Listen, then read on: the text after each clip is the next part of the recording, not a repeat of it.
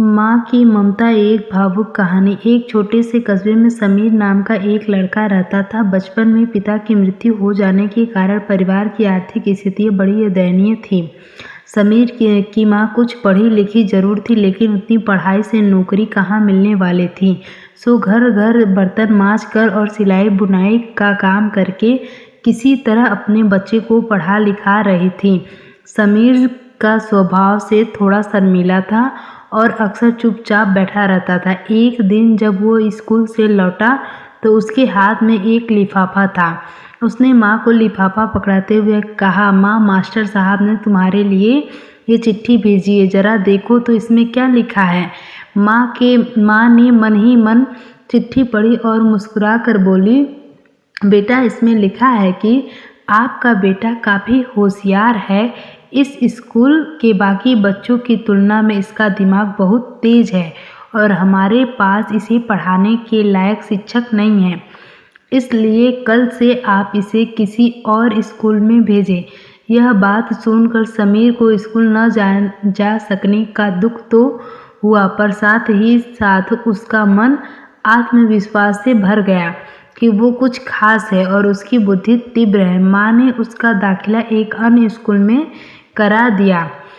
समय बीतने लगा। समीर ने खूब मेहनत से पढ़ाई की। आगे चलकर उसने सिविल सर्विस परीक्षा भी पास की और IAS ऑफिसर बन गया। समीर की माँ अब बूढ़ी हो चुकी थी और कई दिनों से बीमार भी चल रही थी और एक दिन अचानक उनकी मृत्यु हो गई। समीर के लिए बहुत बड़ा आघात था। वह बिलख बिलख कर रो पड़ा। उसे समझ नहीं आ रहा था कि अब अपनी माँ के बिना वो कैसे जिएगा।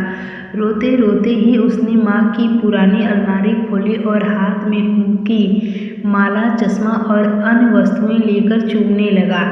उस अलमारी में समीर के पुराने खिलौने और बचपन के कपड़े तक संभाल कर रखे हुए थे। समीर एक एक कर सारी चीज़ें निकालने लगा और तभी उसकी नज़र एक पुरानी चिट्ठी पर पड़ी।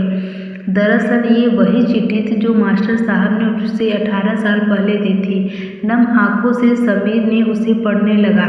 आदरणीय अभिभावक, आपको बताते हुए हमें अफसोस हो रहा है कि आपका बेटा समीर पढ़ाई में बेहद कमज़ोर है और खेल कूद में भी भाग नहीं लेता। जान पड़ता है कि उस उम्र के हिसाब से समीर की बुद्धि विकसित नहीं हो पाई, अतः हम इसे अपने विद्यालय में पढ़ाने में असमर्थ है। आपसे निवेदन है कि समीर का दाखिला किसी मंद बुद्धि विद्यालय में कराए अथवा खुद घर पर रखकर इसे पढ़ाए। सादर प्रिंसिपल। समीर जानता था कि भले अब उसकी माँ इस दुनिया में नहीं रही, भगवान सभी जगह नहीं होते सकते, इसीलिए तो उसने माएँ बनाई हैं।